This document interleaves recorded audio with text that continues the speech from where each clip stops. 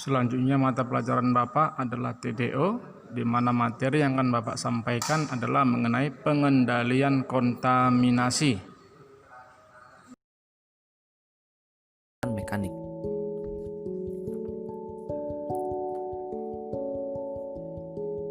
Limbah otomotif harus ditangani dengan tepat agar tidak menimbulkan pencemaran lingkungan dan mengganggu kesehatan.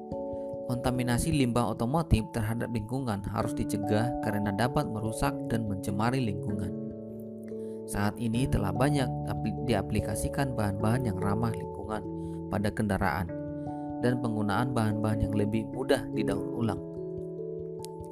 1. Pengendalian kontaminasi bahan bakar. Bahan bakar yang digunakan kendaraan secara garis besar ada dua, yaitu bensin untuk motor bensin dan solar untuk motor diesel. Bahan bakar tersebut terbuat dari hasil penyulingan minyak bumi dan berpotensi mencemari lingkungan. Hasil pembakaran bahan bakar seharusnya berupa gas karbon dioksida atau CO2 dan air atau H2O.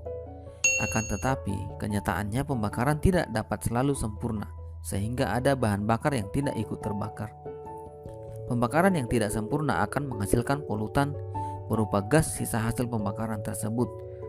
Polusi yang ditimbulkan oleh bahan bakar bermacam-macam, antara lain A. Uap bahan bakar atau gas hidrokarbon atau HC merupakan polutan yang berbahaya bagi kesehatan apabila jika terlalu banyak terhirup. B. Pembakaran tidak sempurna akan menghasilkan jelaga atau gas karbon monoksida atau CO. Gas CO ini tidak berwarna dan tidak berbau, tetapi sangat berbahaya bagi manusia. Hal ini dapat dilihat dengan timbulnya gejala-gejala seperti sesak napas, permukaan kulit tampak membiru, dan melebihi kadar 5% dapat mengganggu jantung, serta menyebabkan kematian. Instalasi berupa saluran khusus yang dilengkapi dengan filter untuk mengurai gas buang yang berbahaya bagi lingkungan. Instalasi ini digunakan saat mekanik menghidupkan mesin di dalam bengkel. Penggunaannya cukup mudah. Hanya dengan memasukkan corong khusus ke knalpot sehingga gas buang tidak menyebar di dalam bengkel dan terbuang dengan aman. Agar dapat bekerja dengan optimal, instalasi tersebut harus selalu dibersihkan dan dirawat secara berkala. Kontaminasi bahan bakar yang belum terbakar juga harus dikendalikan.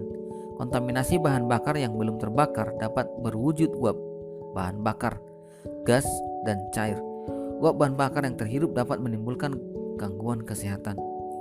Pada kendaraan bermotor digunakan karkol kanister untuk menangkap uap bahan bakar dan menyalurkannya ke intake manifold untuk dibakar dalam mesin. 2. Pengendalian kontaminasi pelumas. Pada sebuah kendaraan bermotor, banyak komponen berputar yang harus mendapat pelumasan. Beberapa contoh komponen yang membutuhkan pelumasan antara lain mesin, transmisi, poros roda, gardan, power steering, dan lain-lain. Pelumas memiliki usia pakai, sehingga harus diganti secara berkala. Penggantian pelumas pada kendaraan bertujuan untuk mempertahankan kinerja pelumas saat bekerja. Penggantian pelumas akan menghasilkan limbah pelumas bekas. Pelumas yang juga berasal dari pengolahan minyak bumi, sehingga pelumas bekas harus diolah kembali dan tidak boleh langsung dibuang ke lingkungan bebas. Cara pengendalian kontaminasi pelumas bekas yaitu dengan menampungnya, kemudian didaur ulang. Daur ulang pelumas bekas bertujuan untuk menghemat pemakaian minyak bumi, karena minyak bumi tergolong sumber daya alam yang tidak dapat diperbaharui. 3. Pengendalian kontaminasi komponen. Satu kendaraan bermotor pada dasarnya tersusun dari ratusan hingga ribuan komponen. Komponen-komponen yang ada tidak membutuhkan penggantian selama kondisinya masih baik. Tetapi ada juga yang membutuhkan penggantian secara berkala. Contohnya, baterai yang harus diganti jika kinerjanya sudah mulai berkurang. Baterai ini jika dibuang sembarangan juga dapat membahayakan lingkungan. Namun karena komponen dari baterai bekas masih ada yang dapat digunakan kembali, sehingga baterai bekasnya biasanya didaur ulang kembali. Komponen logam pada kendaraan yang sudah rusak masih dapat didaur ulang sehingga tidak mencemari lingkungan. Komponen plastik, karet tidak boleh dibuang ke lingkungan bebas karena sulit terurai dan mencemari lingkungan. Komponen plastik dan karet yang tidak terpakai harus dikumpulkan dan didaur ulang. Contoh komponen karet yang sering menimbulkan kontaminasi adalah ban. Ban bekas yang dibuang sembarangan dapat mencemari lingkungan.